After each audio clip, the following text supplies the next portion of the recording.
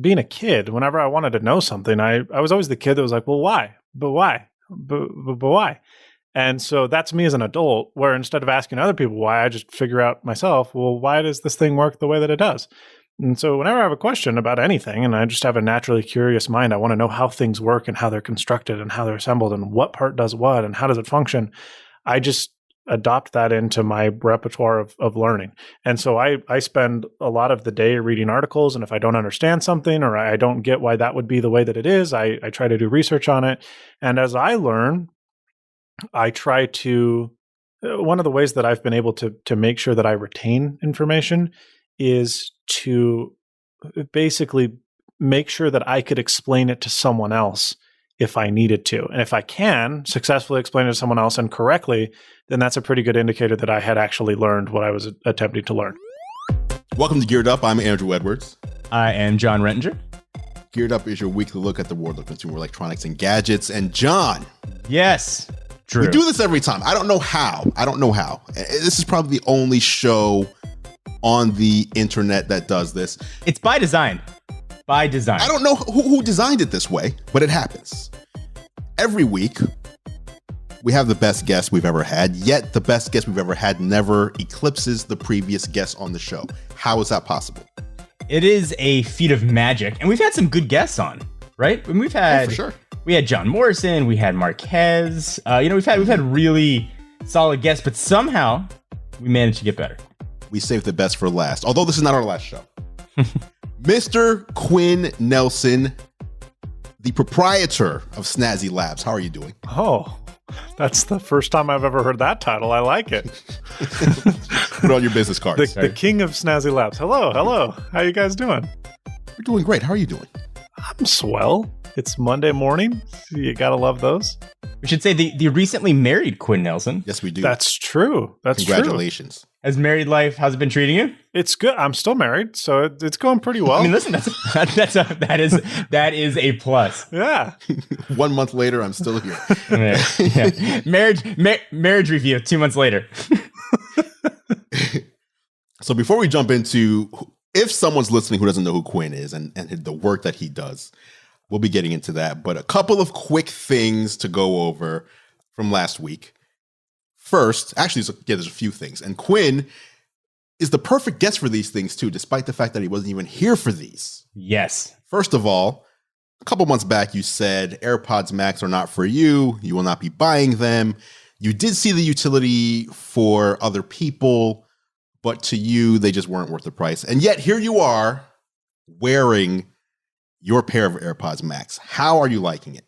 Well, okay. So I should preface again, I still don't think AirPods Max are necessarily worth it. I'm not an audiophile. I want to be able to hear stuff. And it kills me that they use Lightning to charge. But I did switch a lot of phones over to Verizon, and they give you a $450 gift card for every line you switched. So I had close to $2,000 in Verizon credits. Each line? Each line was $450 in Verizon credits. Okay. And I switched over 4 lines. So I bought myself a pair of AirPod Max. I couldn't understand why my wife didn't want a new phone. I couldn't wrap my head around it. I didn't understand it, but I accepted it. And I didn't want to go buy phones and then sell them just to make a couple $100. It just seems something I didn't want to do. So I bought myself a pair of AirPods Max, and I'm using them. They're great. They're headphones. I don't think I would have paid cash for them. They still annoy me. They charge with Lightning, but they're fine. They're fine. I loved Quinn's video on the AirPods Max. As did I. I personally I know what I like when it comes to sound, but I have a hard time explaining it on a technical level in a way that doesn't just fly over people's heads. And Quinn did that. Very well. You can show that video to pretty much anyone and they can get it. It's you watch his video, you figure out, do I like what he's saying or not? It wasn't so much about the review of the product as it was the expertise in breaking down what would likely be a hard topic to do if you aren't just focusing on reading specs or something like that. Quinn, great job on that. Hey, thank you. I appreciate that.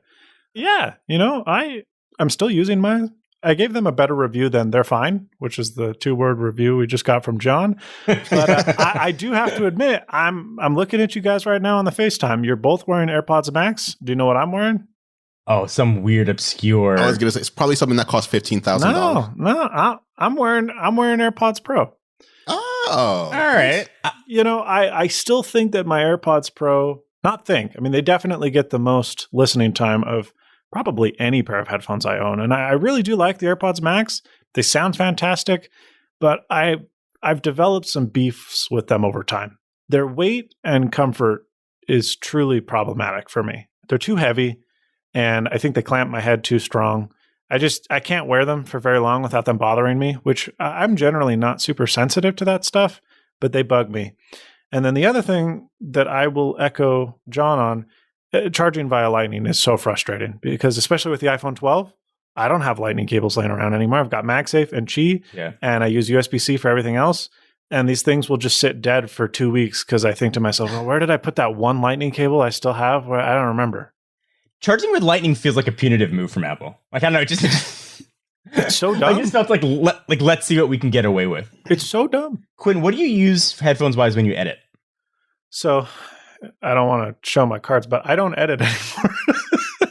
So when you do edit, when I do edit, see this will scare the both of you. When I do edit, I just use the headphones that my editor uses and prefers, which are old school Audio-Technica ATH-M50s.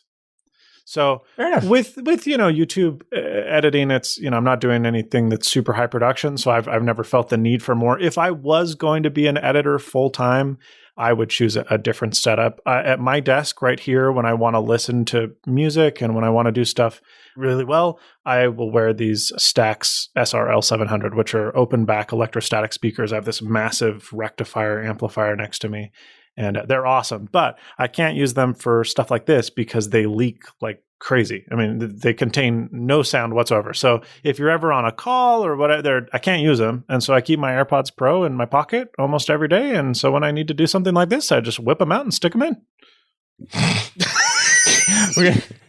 Don't sound nobody. Don't sound by that. Nobody clip that and play it on loop.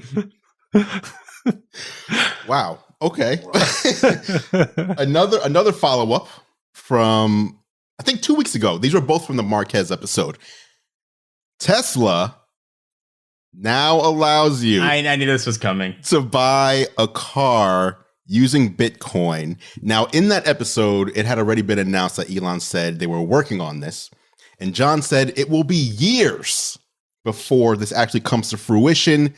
I think you said we will be standing on Mars before Tesla sells a car. It's true, I did. Using Bitcoin. That. I did say that. I stand by it.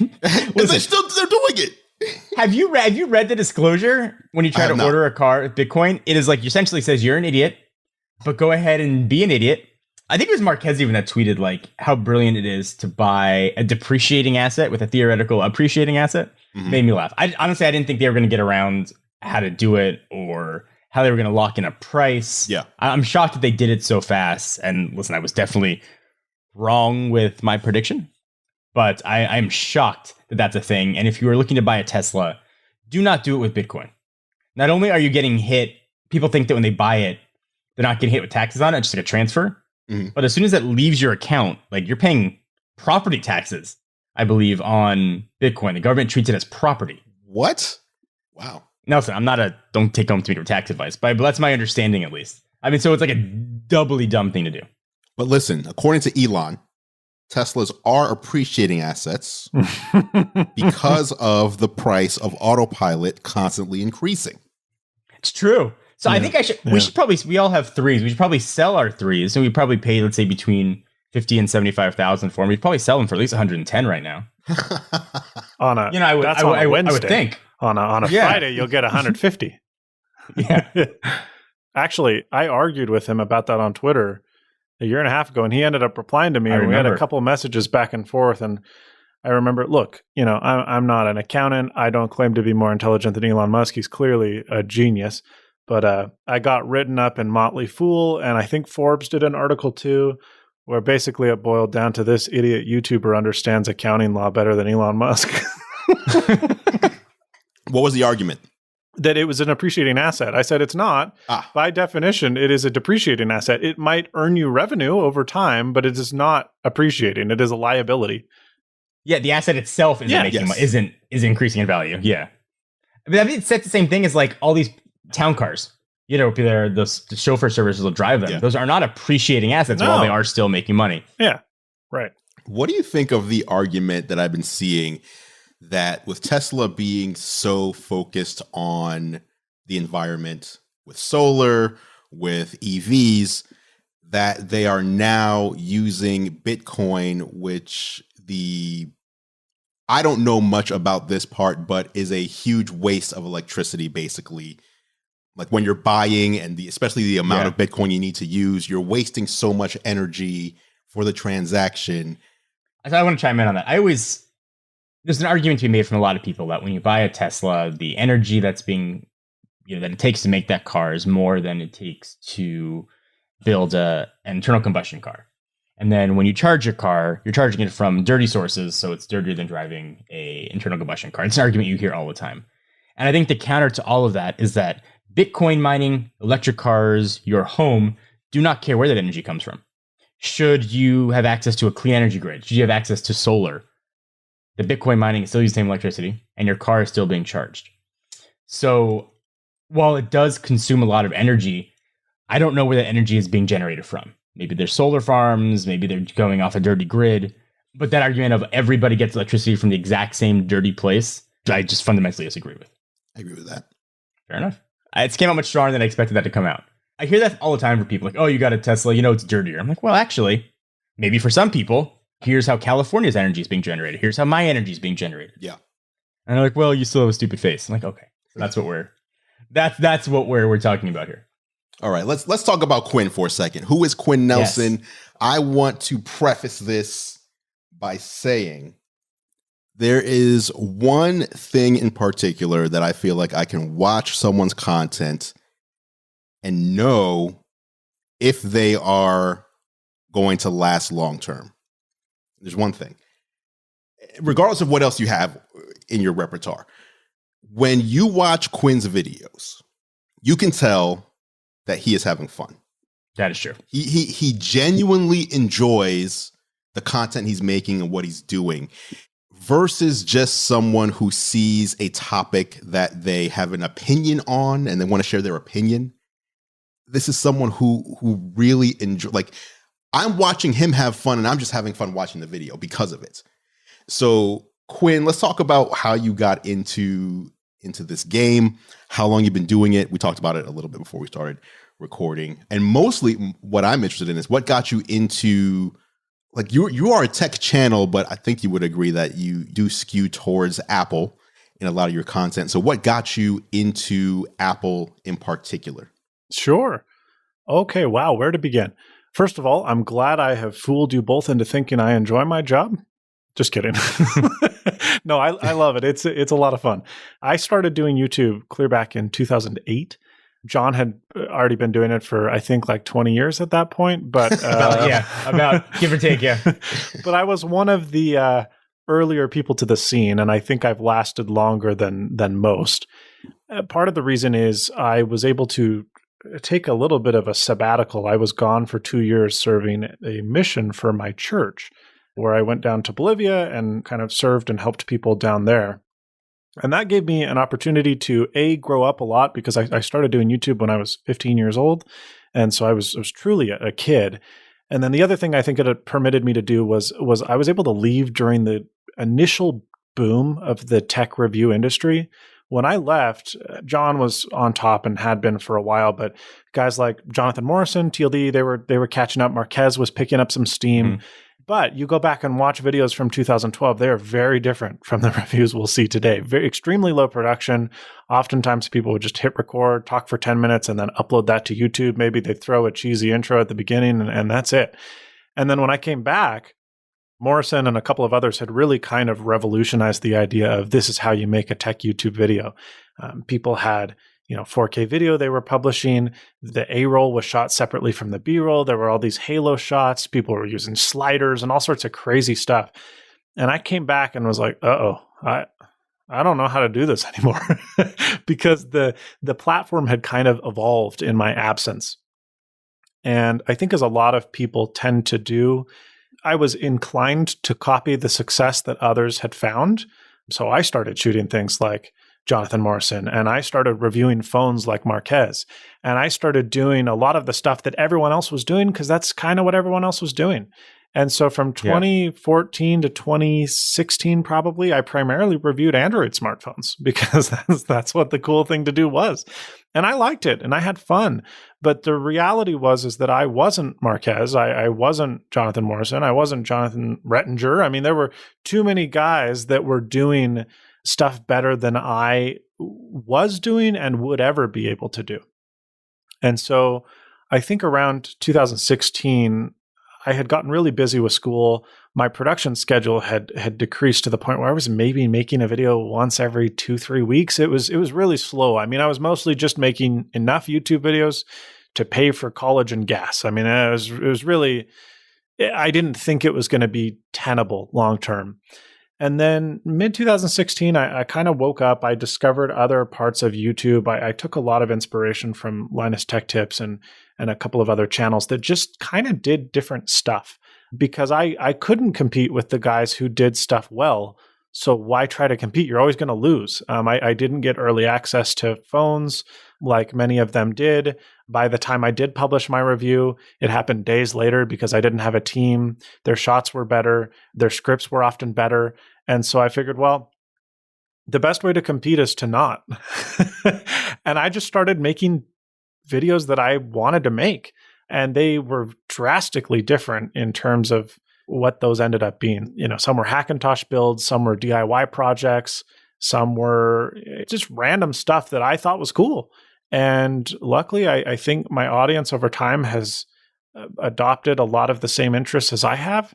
And I no longer question myself when I make a video, is this something worth doing a video on? Or are people going to watch this? I just kind of wonder myself, is this something I'm interested in? And do I think other people will think it's cool? And if the answer is yeah, then we make a video on it. And some stuff does really well. Some stuff does less well.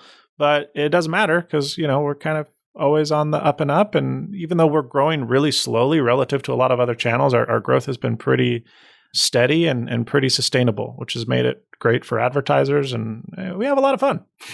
Long story short. That's great. Like that kind of speaks to what I was just saying. So you came back and you tried to do, not that you didn't enjoy it, but you tried to do what you saw was being successful elsewhere. Right. Yeah. Right. But when you stopped doing that and just embraced, here's what I like, here's what I think is cool, this is what I'm going to do. And you kind of, I mean, it's kind of risky to do that, right? Because you know, for sure, what I'm doing now seems like it's working. And now I'm going to do a little bit of a transition. I don't know what's going to happen next. But I can tell you, because I've been watching you for so long, your personality instantly just came through. Like I could watch you and just see, like, aside from the shooting and editing, like take the job part out, I can tell that these projects that you do is stuff that you would just do anyway. You would just like to do this stuff I do. Anyway. A lot of them I never film. Exactly. Yeah. I will say Quinn is one of those channels where there's a topic he can make on something I have no interest in. I mean, none at all. And I'll still watch a video because it's interesting just to watch him talk about a topic that clearly he's so passionate about. I'm like, I have never heard of that. I have never heard of that headphone brand. I will never spend that much money for a pair of headphones, but I will sit here and watch a 14-minute video on it and then feel like an expert afterwards. What got you into Apple? Birth. My dad was a longtime Apple user. From kind of the dawn of, I mean, he had an Apple II, I believe. So since early 80s, he was kind of an Apple guy. And so I had just grown up in a home with Macs. I never had a PC up until a couple of years ago when I started branching out on YouTube a little bit. I had never owned a Windows computer at all. And so I just naturally gravitated towards Apple because that's what I had. So I was lucky enough to be born into the superior platform. I'm kidding. But but no, it's just something that I kind of had around. And so I had always taken up interest in Apple because that's what I had. And as I became more interested in technology, you know, you become more interested in what you're familiar with. So I kind of as a kid was super interested in the iPod and the Macintosh. And then when the iPhone came around, that's kind of when it all spiraled out of control. And I decided, hey, let's start making YouTube videos about cases.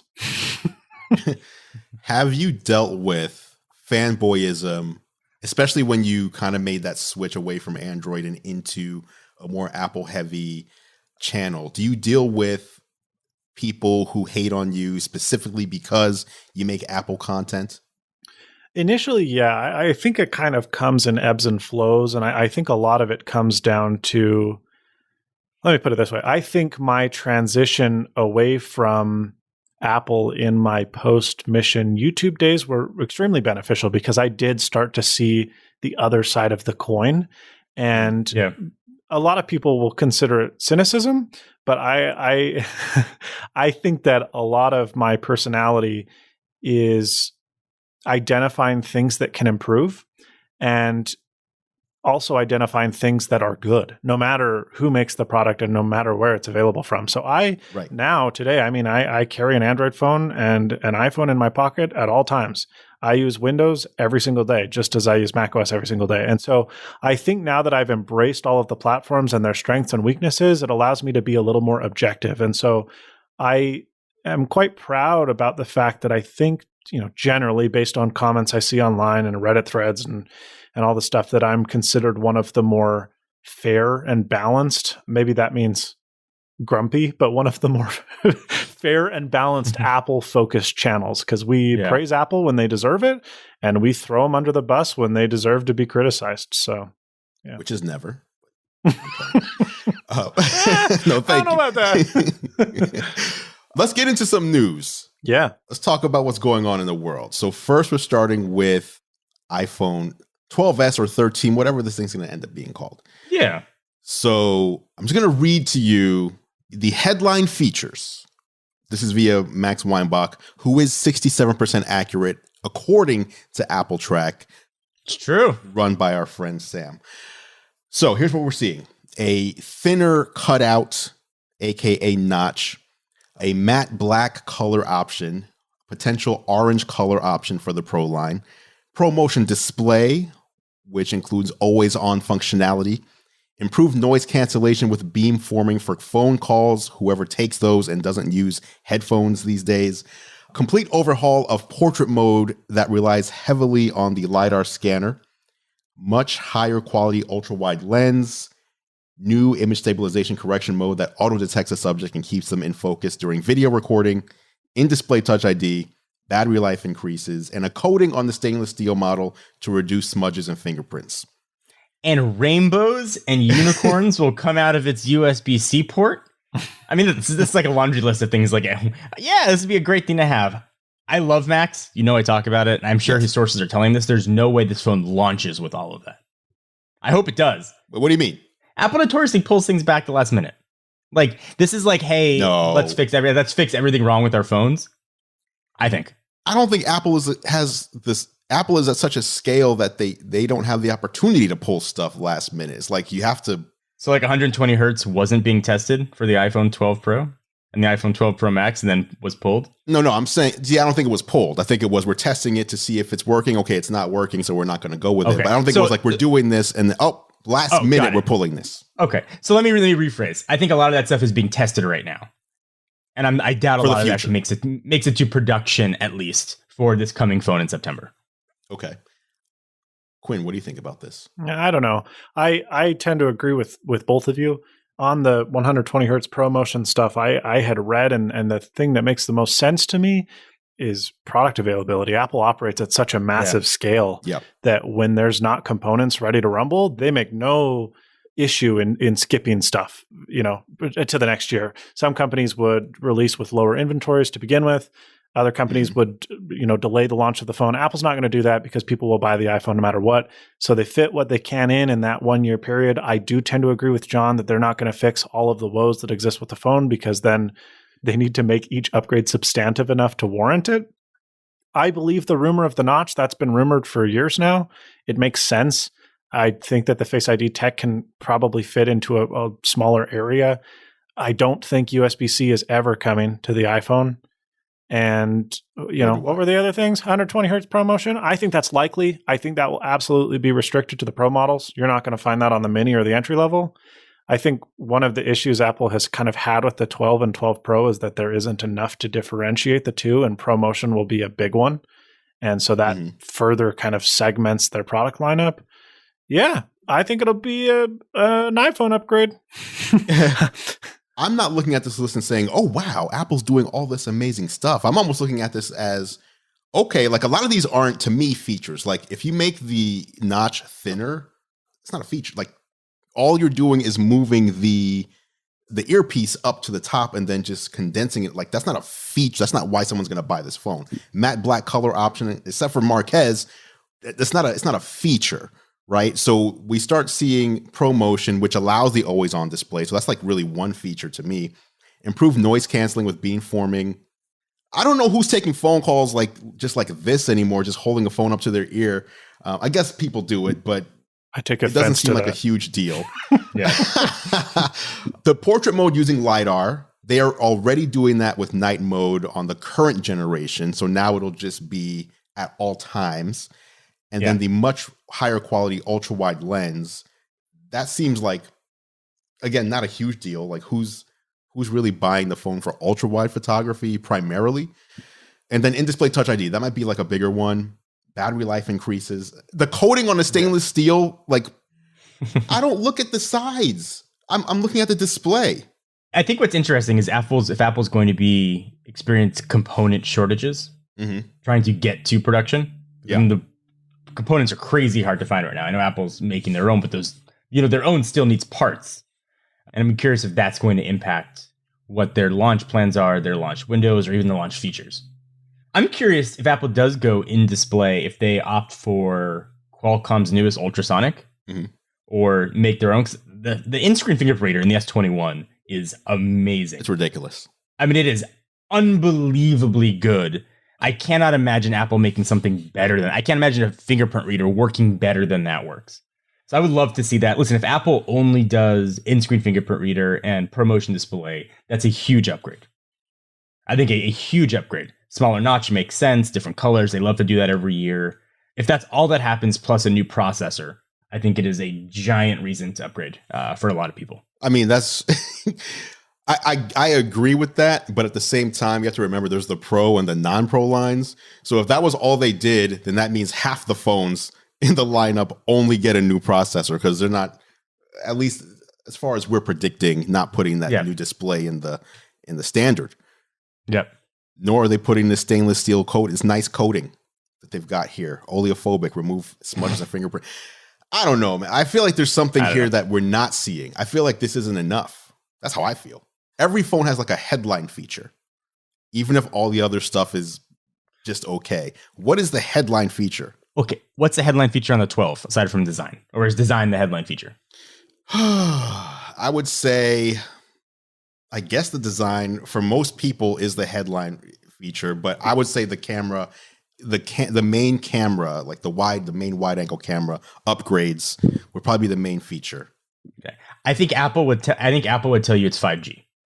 Yeah. I think Apple would probably say 5G is the main feature. Yep. And if Apple is going to tout 5G as the main feature of their new phones, they could tout beamforming noise canceling as their killer feature, call it something crazy, and make that the must-have feature of the iPhone 13. They'll just bring back people talking on the phone normally. Yeah. You don't even need our AirPods anymore. Just talk on the phone normally for the premium experience. Yeah, I don't know. I feel like there's something missing. I'd struggle with Touch ID, man. That's a weird one for me. Ever since I've heard it, okay. So on one hand, I agree that the latest in-screen fingerprint readers are fantastic to the point where I would even say that I think they're largely superior to Touch ID. Touch ID has become too slow. And the convenience factor of Touch ID used to be that it was so reliable and dependable. I don't think that is any longer the case. I think, modern in-screen fingerprint readers have gotten so good and they're faster. And so adding an in-screen Touch ID sensor, should it be as good as the ones that exist on modern Android phones, make Face ID largely irrelevant. So why continue shipping Face ID? In the same breath, I think that Apple is a company that tends to be stubborn. And if they believe that Face ID is the superior way to authenticate and the more secure way, and they've been doing that for years, and they've been touting, hey, this is better, and here are the reasons why, for them to put an in-screen fingerprint reader in kind of undermines what they've done and stated in the past. amplify that with the fact that the idea of dual biometric to me seems strange anyways, save for maybe the pandemic changing the way that they've designed their phones. Even so, I think if we see Touch ID at all, it will either come in display and Face ID goes away, or Face ID remains and we get a Touch ID physical button like we have on the iPad Air. That's kind of like a, hey, Touch ID is still better, but if in the weird instance the Touch ID doesn't work because you have a mask on or you're at a weird angle, there is another option. So that's interesting. I think the part about redundancy is interesting. What if, just hypothetically, Apple says we're going to lean into Face ID, but we're aware of the world situation? What if there's higher emphasis placed on above nose, eyes, forehead area? But wonder if that could still be as biometrically secure without having sort of your mouth and your nose be part of that authentication process. Can Face ID be made to work in a pandemic world, or do we have to have something else to authenticate things with? I don't know. Samsung had their iris scanner forever, and it was slow and crappy, but it did. That's true. I mean, it technically did scan your eyeballs rather than the geometric shape of your face, which is how Face ID works. So, I mean, I wouldn't be surprised if they just redesign it to, look at another part of your face or to look at a certain aspect of your face more intently than other. Yeah, I don't know. I'm curious how, because I don't know, these current in-screen fingerprint readers work. They are so fast, but I do remember when Touch ID came out and other phones started putting fingerprint sensors in, the other ones would just like take a picture of your thumbprint. And so you could fool it because it wasn't actually using depth data or whatever. More secure. Yeah, exactly. I'm wondering, is the ultrasonic fingerprint reader secure, or is it so fast because it lacks something? Because Apple would likely say, hey, this is just as fast and it's the most secure.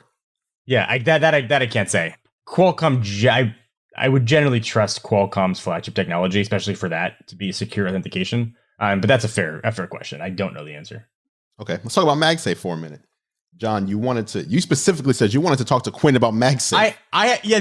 This is a weird question for Quinn. Quinn, I think you do a very nice job when you hypothesize on future use of technology. Oh, well, thank you. And I've always enjoyed that with your video.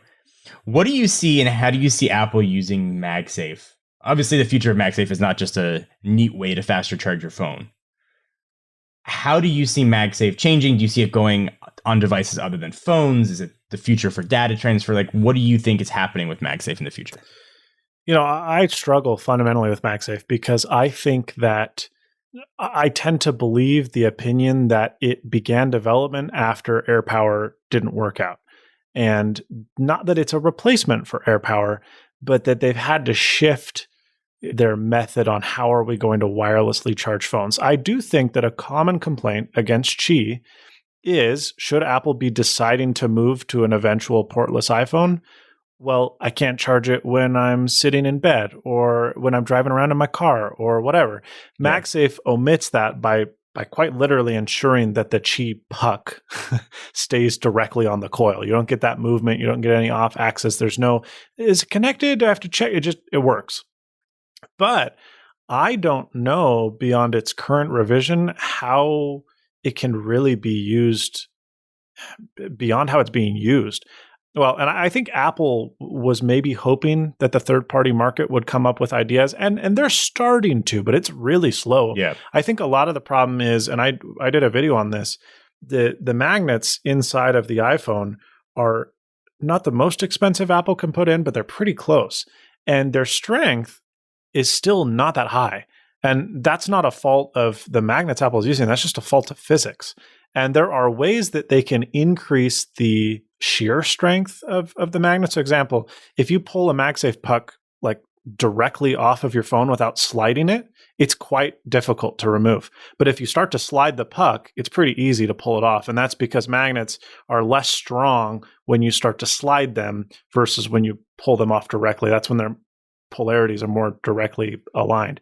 And so if you add, an interface material like really, really sticky rubber, which is what some of the newer car mounts are coming out with, it turns out that MagSafe is actually quite strong because MagSafe kind of holds the device in place, and then you need another material, be that a rubber or an adhesive pad or whatever, to kind of do the other half of making sure that the shear strength is increased.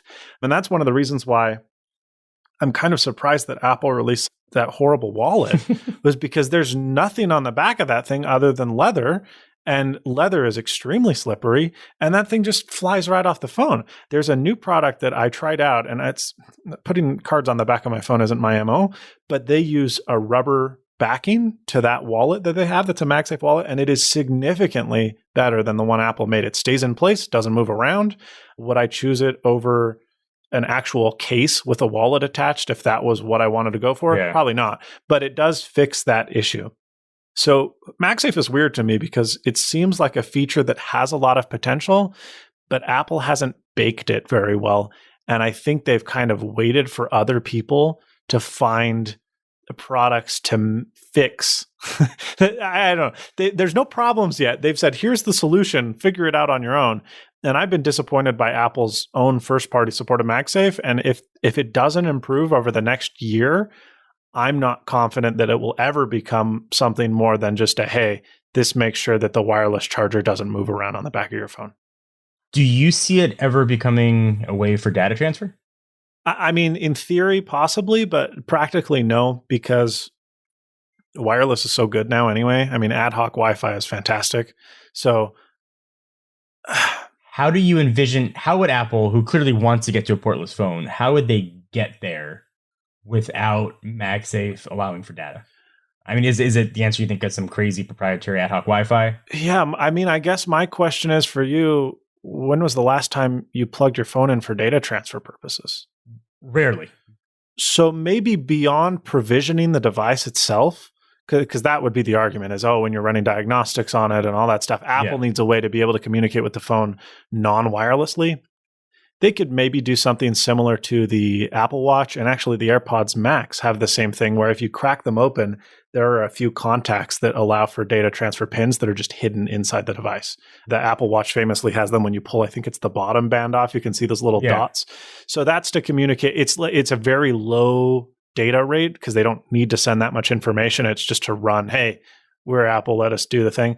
I won't be surprised if they move to something like that and maybe even put them underneath one of the antenna windows that are plastic or something like that, wherein should they need to transfer data, they can, but otherwise everyone else just is expected to do it wirelessly. And I think we've kind of seen that based on the fact that new MagSafe accessories have they're so silly, but the cases, they all have NFC tags in the middle of the MagSafe area so that when you slap the case on, it's like, oh, this is a green case. I don't know what the practical applications of that are in the future because in theory, having NFC tags that can perform an action when you touch your phone against them, when you snap something on it is pretty cool. You can run automations and all that stuff, but that would need to be something that Apple themselves would need to do because they're surely not going to give third-party case manufacturers or accessory makers the ability to do that. And their interest in it seems to be your phone glows blue when you put a blue case on. So I don't know. Interesting. I do know that the slowness of the releases from third parties is also due to Apple. So I had a major third party come visit me in my home right before the 12 launched. And they were talking about how they already have their designs. They're already working on stuff. I was like, oh, this is fantastic. Like, when are you going to have something for me to take a look at? And they were like, well, this will probably take 6 months for Apple to approve. Like, if you want to get the made for iPhone, made for MagSafe type of branding, the official version, it's going to it might take 6 to 9 months.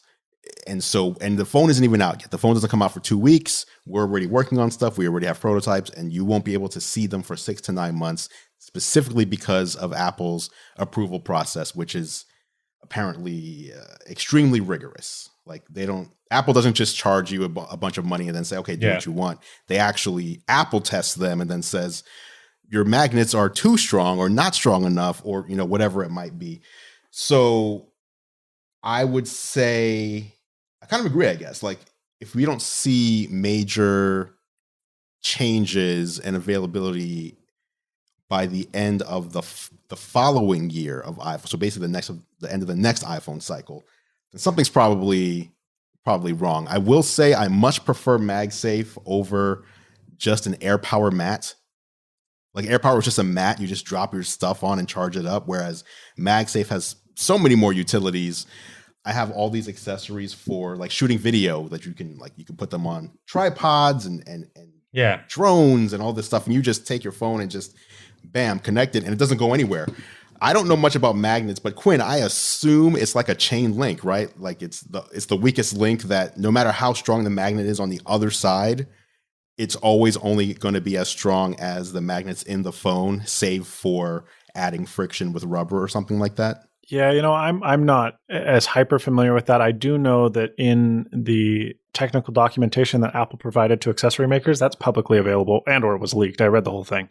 They mentioned that larger magnets can be used on the accessory side to compensate for the phone, but there is a limit to physics, right? So at a certain point, no matter how big you make the magnets on the other side, it's still not going to improve the phone itself. So there are, and conversely, weaker magnets are less strong. There's one accessory that's from Rav Power that it's a MagSafe puck knockoff. Basically, it's just a third party MagSafe charger, and it works well. But the magnets used inside that are significantly lower in kind of grabbing power than Apple's, and I actually kind of like it when it's at my desk because I don't have to kind of fight to move the MagSafe puck off.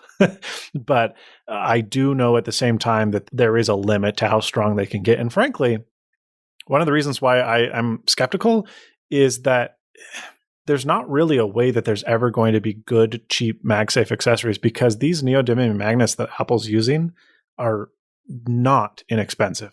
I mean, it's seriously to the point where they're a couple dollars per unit. And some of the cheaper MagSafe accessories, you can tell they use cheaper magnets and they're not good. And conversely, the ones that have really, really, really good, strong magnets, that's $3, $4, $5, $6 worth of magnets inside the device. I mean, I don't remember if this is an NDA'd item, but there's a camera company out there that's making MagSafe accessories for the iPhone. And I've used them and they are remarkably strong, way stronger than even Apple's own MagSafe. And part of it is because they use rubber as well to prevent kind of that sheer pulling of the phone's weight. But they're crazy good. And then I go to their website or their press release and say, how much are these going to cost? And they're not inexpensive. Right. So, yeah, it might be a kind of upmarket premium type accessory anyway.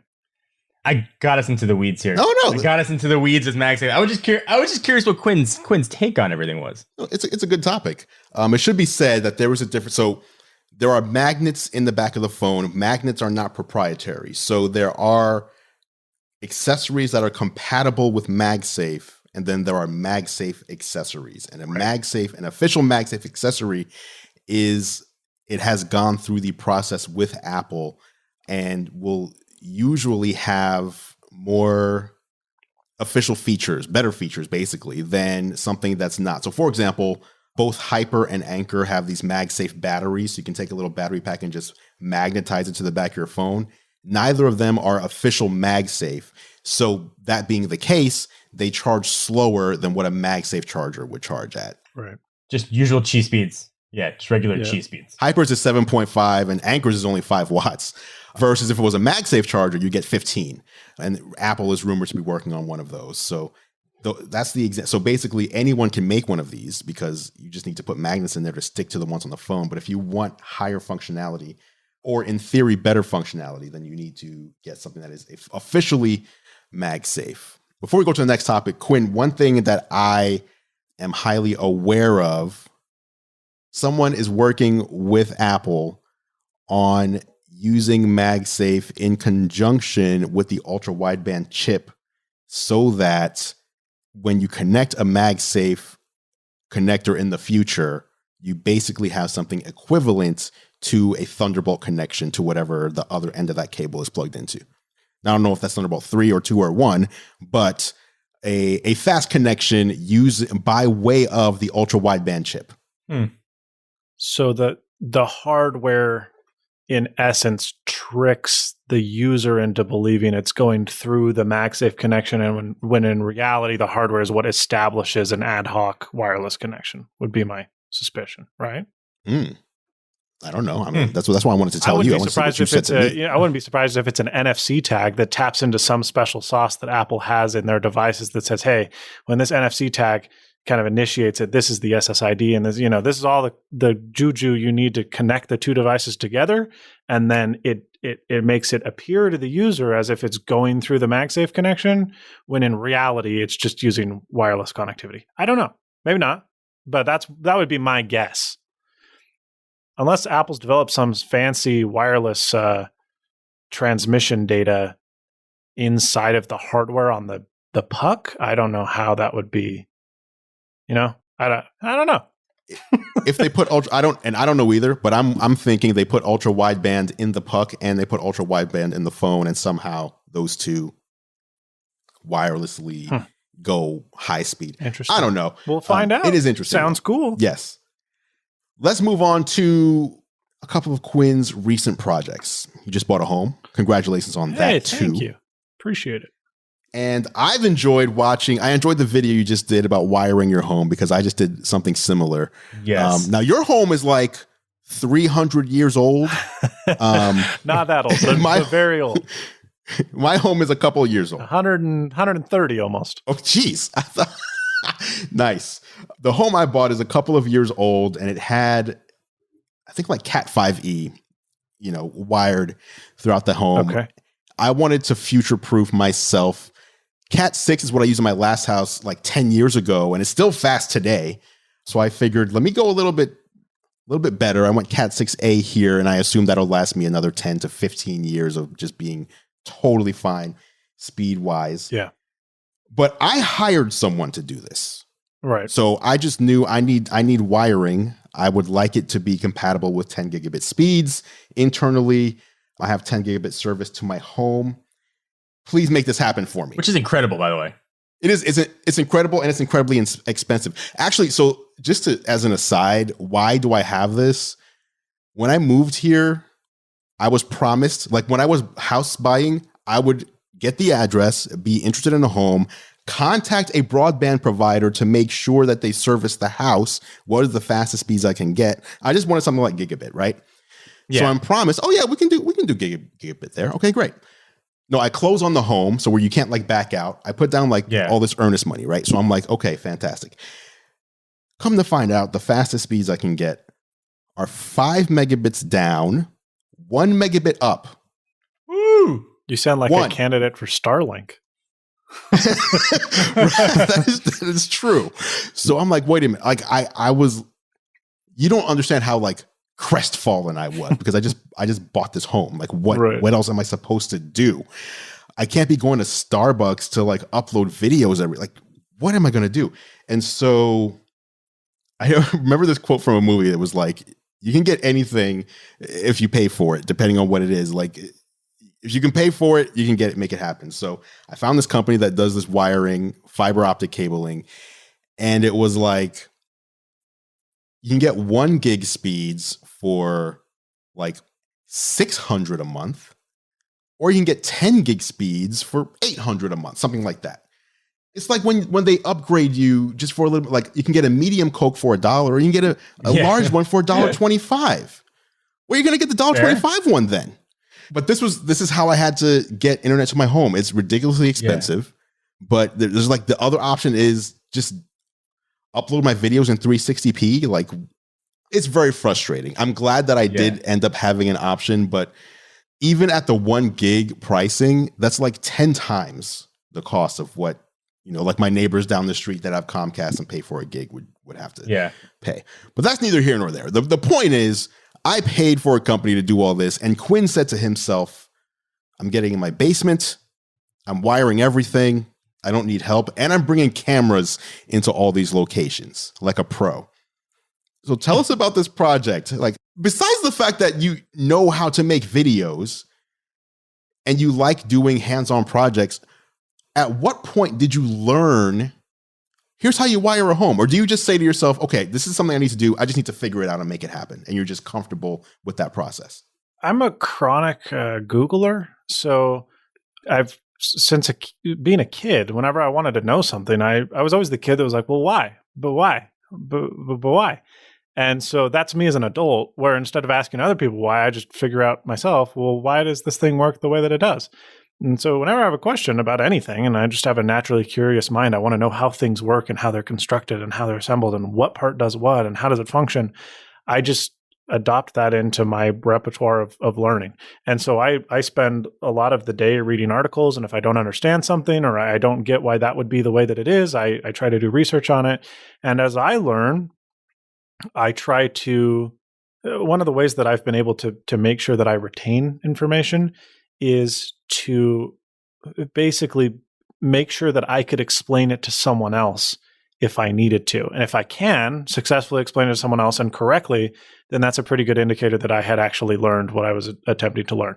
And so that's kind of how I've done a lot of my YouTube videos is I'll start with an idea. Hey, I want to do this thing. And I'll be relatively familiar with it because I've learned about, networking in the past and I know how things are generally organized, but I'll start doing research, answering the questions that I have for myself that I try to think, well, what might someone ask? Find the answer and then formulate a script or a video that presents the information in a way that is both entertaining and answers the question, should someone, actually bring it up or whatever. So with the networking one, we just, I decided I wanted to wire my home because I wasn't going to just resort to using Wi-Fi or a mesh network. I had Google Fiber in the neighborhood and I wanted to have 1 gig speeds everywhere in my home. And so I started planning out cable drops because I wanted a couple rooms where I know I wanted a hardwired internet connection. And then I started thinking, well, you know what? I'm going to want wireless access points in each room. Let's learn about those. Okay, so it turns out you can't have too many of them, but if you don't have enough, then you're going to have issues there. And if the transmission power on an access point is too high, your Wi-Fi device is not going to want to ever get off. So that's when you end up at the end of your driveway, still connected to your Wi-Fi in your house when you can't actually get any data. So how do you balance that? And how does the density of your walls affect wireless signals? And so I just researched all the stuff myself and then tried to make a video that was interesting and fun enough that people would want to watch it. And I'm actually kind of surprised myself that 500,000 people have seen it in the last month because I was kind of one of those things where I just need to do it anyway. So maybe since I found this kind of interesting, someone else might. Yeah.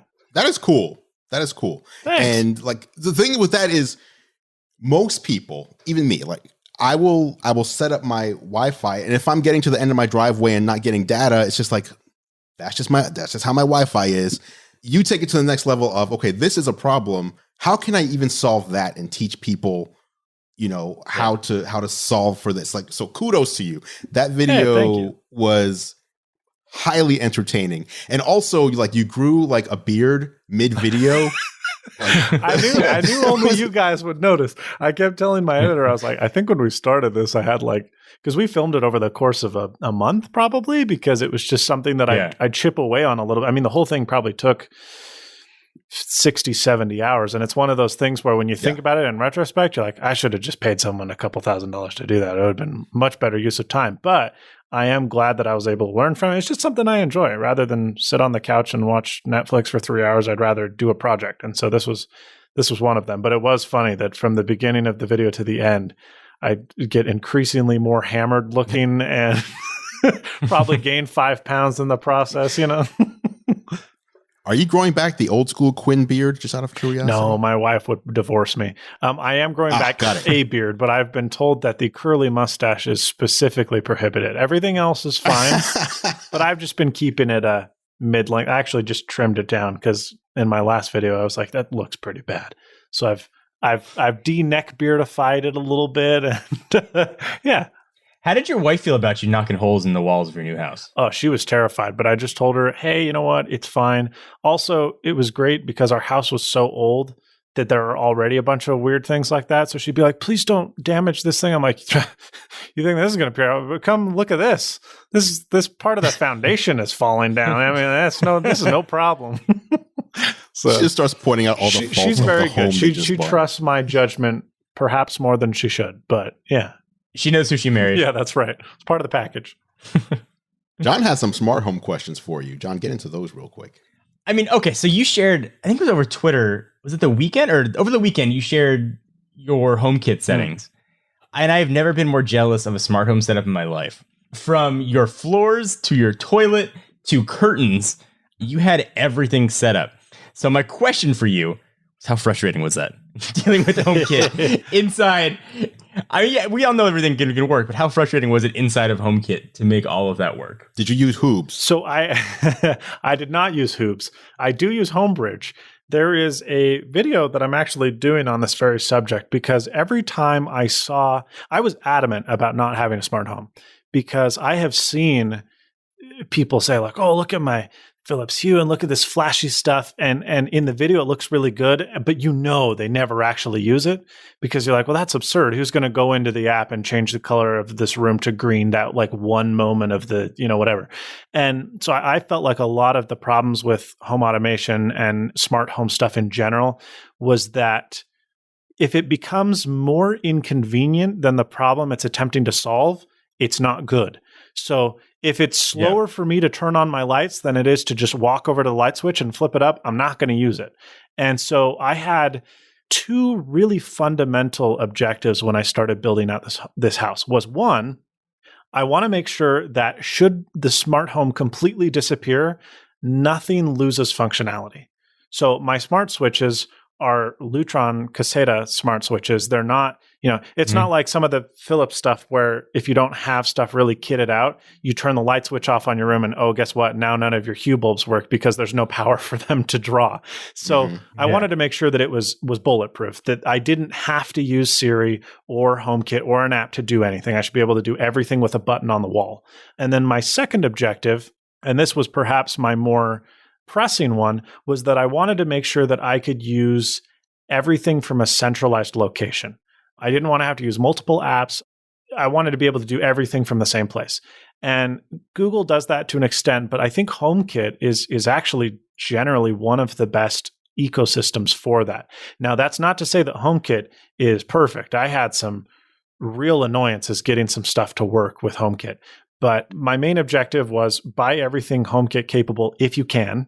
And then the stuff that you decide you want that's not HomeKit capable, buy it if it's able to work with HomeKit via something like Hoops or Homebridge. And then last, if there's something that you still want that cannot work with HomeKit, determine if you really want and or need it, if it won't fit into the rest of your ecosystem. So there's one thing that I kind of wanted that didn't end up working out, and that was a smart controlled bathroom fan. And there's one that was made that had a built-in humidity sensor, and it wasn't HomeKit supported. And I figured, you know what, I'm never going to use this directly to control stuff. So whatever, if it has its own app. And the idea was that when I get in the shower, no one remembers to turn the bathroom fan on when they get in the shower. And so let me just start showering. And once it detects a change in humidity, then it'll turn the fan on by itself. There was no HomeKit supported one available. And rather than go out and get a third-party one that I thought might work, but could need its own app and would have this weird, janky kind of third-party app that's kludgy and doesn't work very well, I figured that I would just kind of make my own. And so I put a fan in the ceiling. It's controlled via a light switch, and I turn that light switch into, rather than just being off and on, it's a speed-controlled Caseta fan switch. But that doesn't fix the problem of, oh, well, there's still no humidity sensing. So I went out to Amazon, got a cheapo humidity sensor, and I set up an automation so that if the humidity sensor that's directly above my shower detects a change in humidity over the course of 5 minutes of more than 7%, it's pretty obvious that I'm taking a shower. And so then it'll turn the fan on, it'll vent the room, and then after X number of minutes, or after it goes back down to the ambient humidity it was before, it'll shut off. So it did take some kind of molding to set up, and you'll see that in the video, but it mostly came down to, I want this to be a smart home without needing to be a smart home. And the great thing is if in 10 years, all these companies go out of business and Apple abandons HomeKit and no one decides they want to do smart home stuff anymore, I don't have to replace anything in my house. Still works great. And that was a big, because this stuff is expensive. So you want to make sure that it's still going to work in 5-10 years, especially when you're jamming it into your walls and into your light bulb sockets and what have you. Can I just say, okay, first of all, that video's not out yet, but you said it's coming. So we'll have a link to Quinn's channel in the notes. Before we started recording, we noticed that you were not on camera, or you told us, I don't have a camera set here on my phone. And John made the comment, I'm surprised because being Quinn, we figured you would just build your own camera out of materials you have strewn about the house or office. And it was a joke. But then you just said... It was a half joke. Right, half joke. Because then you just said there was this HomeKit thing I was looking for, and it didn't exist. So I basically went out and built one. And then it didn't have the humidity, though. So then I went out and built that. And now one exists in my home. You just made your own. You made your own HomeKit accessory. Well, I don't know about that. I just glued some stuff together, but it worked out. That is Quinn. Quinn, thank you so much for joining us this week. Thank you for having me. Yes. Thank you. Let people know where they can find you. You can find me on all of the social medias at SnazzyQ, and you can find me on YouTube at youtube.com/snazzy. Yes, and if you listen to this show, this is something that you would really enjoy. So definitely check out the YouTube channel, follow it, subscribe, and just bask in the knowledge that will be coming your way. And that is it for this edition of Geared Up. Thank you so much for listening. Of course, you can catch John and I on YouTube. I'm at youtube.com/gearlive, and John is at youtube.com/John4Lakers. Feel free to head over and subscribe to our channels to stay up to date on all the latest tech. Speaking of subscribing, you can subscribe to Geared Up in your favorite podcast app if you haven't done so already. Just search Geared Up, that's 2 words, not one, in Apple Podcasts, Spotify, Pocket Casts, Overcast, or really wherever you choose to listen. If you like what we do, please consider leaving us a rating and review. It really helps other people find the show. Geared Up is a Gear Live podcast, and you can see more from us at gearlive.com. Thank you so much for listening. For John Rettinger, I'm Andrew Edwards, and we'll catch you in the next episode.